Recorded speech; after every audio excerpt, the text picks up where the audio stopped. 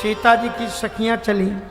जो अच्छी सयानी लड़कियां होती हैं ना, वो अकेले कभी नहीं चलती, सखियों के साथ चलती। अब सीता जी प्रसन्न में भर करके जयमाल लेकर के राम जी की तरफ बढ़ रही हैं और सखियां मंगल गीत गा रही हैं।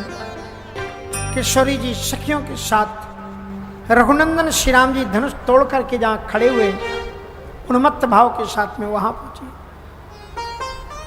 लेकिन कर सरोजे जयमाले सुहाई, प्रेम दिवस पहिराए न जाए। सीता जी राम जी से अवस्था में 5 वर्ष छोटी, राम जी 5 वर्ष बड़े और संकोच में डूबी हुई, उचक करके माला पहना नहीं पा रही। और जब माला पहना नहीं पा रही थी तो सीता जी ने इधर उधर देखा तो उनकी सखियों में बड़ी बड़ी देवियां आई हैं। सरस्वती लक्ष्मी जी सखी बनकर के खड़ी हैं बगल में। सरस्वती जी की ओर देखकर कहा, तुम तो बुद्धि में बड़ी सयानी हो, कुछ उपाय करो कि मैं माला पहना लूं, हंसी ना हो। कहा चिंता मत करो, मैं उपाय खोजती हूं। और फिर सरस्वती जी ने राम जी से कहा कि दूल्हा सरकार। बोले हाँ क्या बात है? बोले झुक जाओ। बोले क्यों?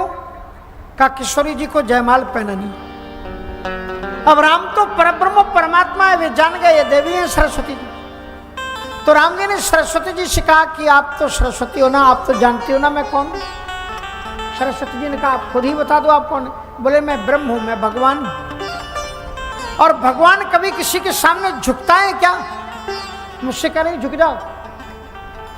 तो सरस्वती जी ने कहा कि आप जानते हो सीता जी कौन है? ये भक्ति है और भक्ति के सामने तो भगवान को झुकना ही पड़ता है, इसलिए आप झुक जाइए इनके सामने।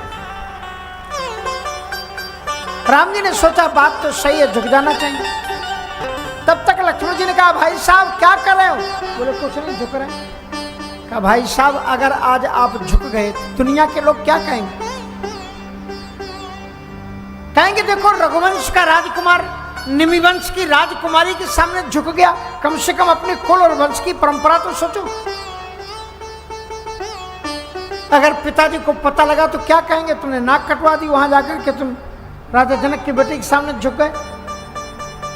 तो राम जी ने कहा कि लक्ष्मण अब हमारा और पराय का भेद कहां रह गया? अब तो ये मेरी हो गई ना। बोले अभी कहां हुई, अभी इनका गोत्र नहीं बदला, वो तो जब भावरें पड़ेंगी तब गोत्र बदलेगा, अभी तो ये वंश तो इनका वही है। तो बोले आज नहीं तो कल बदल ही जाएगा, उसमें अब अंतर क्या है? कहा भाई साहब आपको बहुत झुकने का शौक है तो झुक जाओ, लेकिन झुकने के पहले एक सोच लो कि दुनिया के लोग क्या कहेंगे। बोले क्या कहेंगे? कहा कहेंगे जो दूल्हा पहले ही दिन दुल्हन के चरणों में झुक रहा है ये जिंदगी भर क्या करेगा, ये तो सोच लो कम से कम। राम जी ने कहा मामला सही है। अब राम जी अकड़ करके खड़े हो गए। राम जी जब अकड़ करके खड़े हुए, बात नहीं बनी, तो सीता जी ने अपनी माँ को याद किया, पृथ्वी माता को। पृथ्वी से कहा बेटी तुम ही मदद कर दो। बोले मैं क्या करूं? कहा जरा ऊपर उठ जाओ।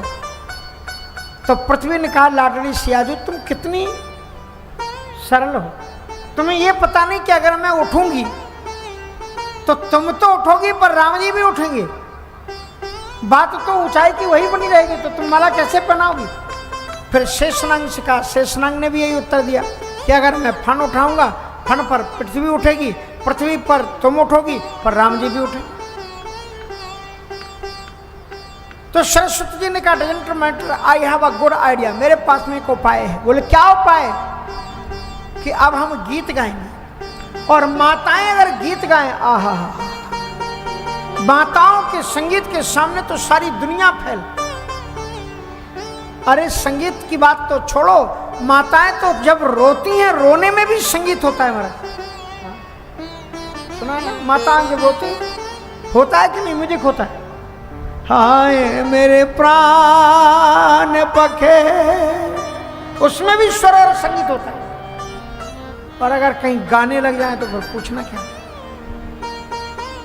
और हे भगवान मैंने पीएचडी कर ली, पढ़ाई लिखाई कर ली, लेकिन आज तक एक चीज का पता नहीं लगा पाए कि इन माताओं के आंखों में आंसू कहां से आते हैं। हाँ, नगर पालिका की नल की टोंटी की तरह जब चाहे तब खोल दें और जब चाहे तब बंद कर दें। तुम भले ही ताली बजा लो लेकिन आप लोग ये काम कर ही नहीं सकते। हाँ। मैं देखूं शादी विवाह के समय पर घर में नाते रिश्तेदार आते थे और मां उनको विदा करने के लिए जाए रोड पर तो हंसते हंसते जाती थी। अब बस आ गई और उसी समय उनका भर्त मिलाप शुरू होता था। बस खड़ी है कि बैठो चलो, और रोते रोते कहेंगे ठीक से जाना, मन नहीं लगेगा हमारा, जाते सही पत्र लिख देना। अब मैं कहूं अभी तो ये हंस रही थी, ये सचमुच क्यों रो रही है क्या? देखूं तो हाय राम, वहीं पर गंगोत्री, वहीं पर जमुनोत्री, पूरा आंचल गीला। 1 मिनट में माता का आंचल गीला। और बस में लोग बैठे चल रहे, चलो चलो भैया चलो चलो, लोगों को जाना है, चलो बैठो जल्दी। अब बैठ गए, बस चली गई। अभी रो रही थी, गंगा जमुना की धारा बह रही थी, और जो ही बस गई तो ही उनको ने ताली पर ताली भगवान की कृपा से सब अच्छे से हो गया। इंद्र भगवान ने बड़ी कृपा की, पानी आने नहीं बरसा, सब अच्छे से। रोते रोते हंसना सीखो, हंसते हंसते रोना, रोते रोते हंसना सीखो, हंसते हंसते रोना। राम ने वो उतना चले खिलौना, रोते रोते हंसना सीखो, हंसते हंसते रोना। अब ये तो शादी का टाइम है, गाने आने तो होते ही है, पर राम जी की चाबी भरी है। तो माताओं में अद्भुत बात, सरस्वती जी ने कहा कि अब हम गाएंगे, और माताओं के अगर ढोलक बजे और फिर माताएं गाएं तो लोगों के सिर तो झूमने ही लग जाते हैं। कहा अब हम गीत गाएंगे और ये झूमेंगे, और जो ही राम जी ज्यादा झूमे ऐसे सिर झुकाएं उसी समय माला डाल देना। अब उनका गीत शुरू हो गया।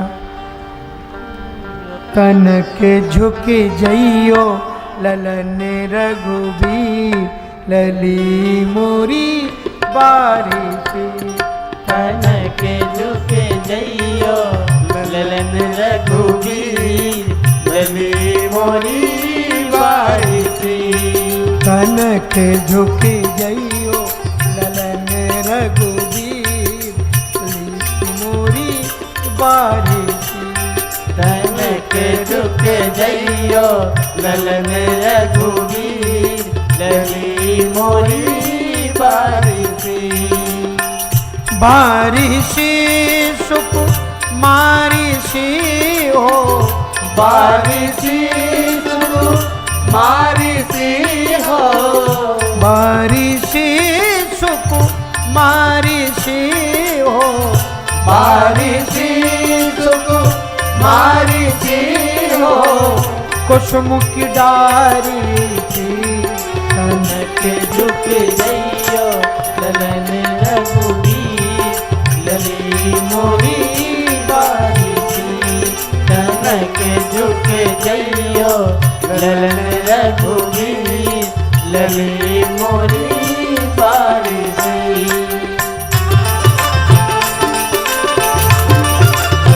जय हो।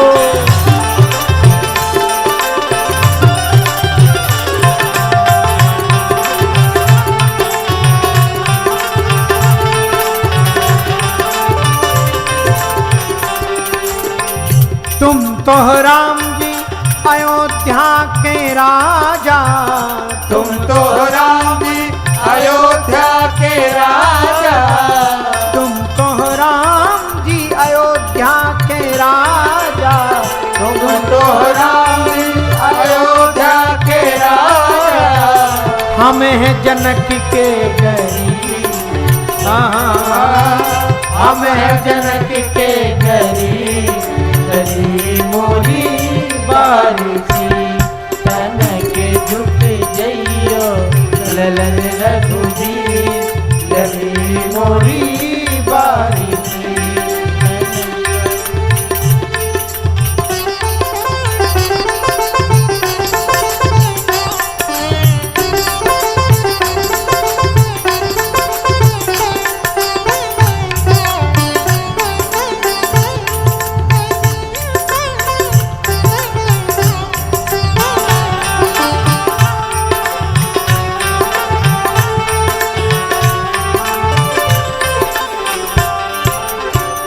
जय माला लिए कब सोए ठाणी, जय माला लिए कब सोए ठाणी, जय माला लिए कब सोए ठाणी, जय माला लिए कब सोए ठाणी, दुखन लागो छरी लली मोरी बारी दुखन लागो छरी लली मोरी बारिशी, तन के झुक जइयो ललन रघुवीर लली मोरी बारिशी। अब इतना सुंदर गीत जब हुआ तो राम जी ऐसे ऐसे झूमने लगे, और जो ही राम जी ऐसे ऐसे झूमने शुरू हुए तो सखियों ने कहा कि जानकी जी ध्यान रखना, जादू शुरू हो गया हमारे गीत का, अब राम जी झूम रहे हैं। बोले फिर?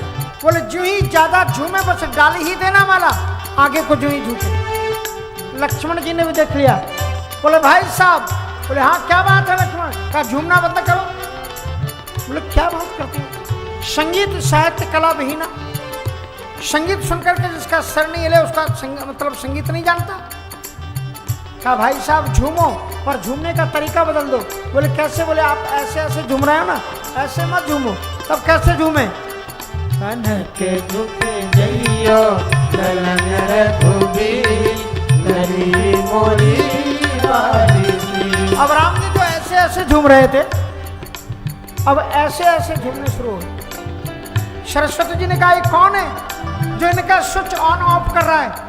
चारों तरफ नजर घुमाई तो गुरुदेव के पास में छोटे राजकुमार साहब बैठे हंस रहे हैं। कहा जब तक इनको नहीं मनाओगी तब तक काम बनने वाला नहीं है, क्योंकि प्रबल प्रेम के पाले पड़कर प्रभु को नियम बदलते देखा। अपना मान टले टल जाए पर जन का मान न टलते। और उसी समय लक्ष्मण जी महाराज दौड़े, राम जी के चरणों में जूं ही गिरे। उसी समय राम जी का स्वभाव है कि भक्त गिरे तो वो रुकते नहीं है, और लक्ष्मण को उठाने के लिए जूं ही राम जी नीचे को झुके, सखियों ने कहा पहिरा बहु जय माल सुहाई, पहिरा बहु जय माल सुहाई, पहिरा बहु जय माल सुहाई, पहिरा बहु जय माल सुहाई। बड़े सुंदर दिव्य धूमधाम ढंग से प्रभु श्री राम जी ने सीता जी के गले में जयमाल डाली, और जानकी जी ने। और हमारे जीवन का लक्ष्य यही है कि हमारी आत्मा रूपी सीता परमात्मा के गले में माला डाल दे, हम उनको प्राप्त कर लें, यही जीवन की धन्यता है। लेकिन श्रेयांशी बहुविघ्नानी, जब तुम अच्छा काम करते हो तो विघ्न तो आती है, पर घबराओ मत। ते अवसर सुनि शिव धनु भंगा, ते अवसर सुनि शिव धनु भंगा, आयऊ भृगुकुल पतंगा, आयो भृगुकुल कमल पतंगा। धनुष टूटने की भयानक रोर को सुनने से संपूर्ण पृथ्वी लोकांतर प्रकंपित हो गए। इस आवाज को सुनते ही भगवान परशुराम जी महाराज का आगमन हो गया, और सीधे जनक जी से पूछे कि कहू जड़े जनक धनुष के ही तोड़ा। रे मूर्ख जनक, बता इस धनुष को किसने तोड़ा है? तुमको मालूम होना चाहिए कि मेरे रहते हुए, मेरे परमिशन के बगैर कोई क्षत्रियों का समागम नहीं कर सकता। ये सारे राजा तुमने किस लिए बुलाए? राम जी समझ गए कि मामला ज्यादा बिगड़ जाएगा, इसलिए राम जी सामने आकर के खड़े हो गए कि नाथ शंभु भंजन नाथ शंभु भंजन कोई है को एक दास तुम्हारा, कोई है कोई एक दास तुम्हारा। श्री राम जी तो हाथ जोड़ रहे हैं, परशुराम जी का पारा आकाश में चल रहा है। कहते सुनो राम, जिसने भी धनुष को तोड़ा है वो सहस्त्र भावों के समान हमारा दुश्मन है। जिसने भी धनुष को तोड़ा वो सामने पेश कर दो, और नहीं तो यहाँ पर बैठे सारे राजा मारे जाएंगे। तो लक्ष्मण जी ने कहा, कहो बाबा, का आपने संसार के सारे धनुषों का आपने ठेका ले रखा है? धनुष शंकर जी का, तोड़ने वाले भगवान Ram. Who are you third person between us? बीच में आप कैसे आ गए? इसलिए कि शिव का धनुष है और आप शंकर जी के भक्त हैं। परशुराम जी ने कहा कि इस बच्चे को बताओ, ये जानता नहीं कि मैं कौन हूं, और मेरे स्वभाव में जन्मजात क्षत्रिय विरोधी हूं। 21 बार मैंने क्षत्रिय विहीन इस धरती को किया, और ये तो बच्चा है। मैं चाहता हूं सनातन धर्म के प्रतिपक्ष को रखवाले दशरथ उनकी स्वीकृति है, और इसके कारण उन्हें दुख ना मिले, इसलिए इस बच्चे को अलग करो, मेरी आंखों से हटा दो। लक्ष्मण जी महाराज ने कहा, महाराज किस किस को हटाओ? मुंह दहु नयन कतहु कछुना।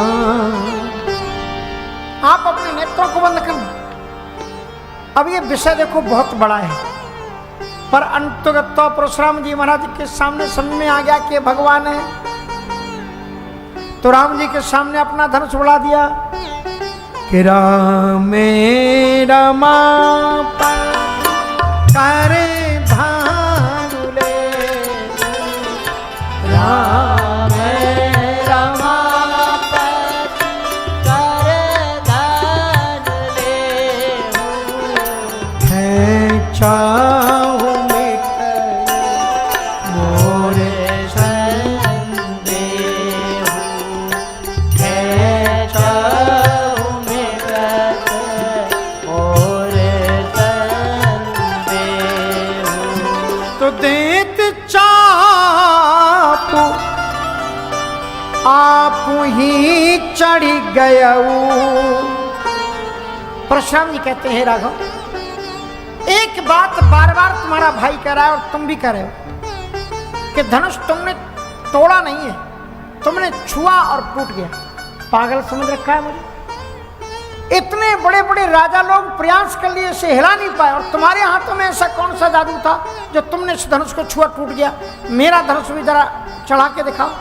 और जो ही धनुष देने लगे, वो धनुष अपने आप राम जी के हाथों में खिसक गया, क्योंकि वो भगवान नारायण का था, महर्षि दधीच की हड्डी का था। मानो कि धनुष ने बता दिया, ये वो परमात्मा है जो कर्तुम अकर्तुम अन्यथा कर्तुम समर्थ। ये जिसको छू दें वो जड़ भी चेतन हो जाता है। मैं जड़ था और चैतन्य क्रिया में परिवर्तित हो गया, और ये जड़ में चैतन्यता केवल ईश्वर ला सकता है।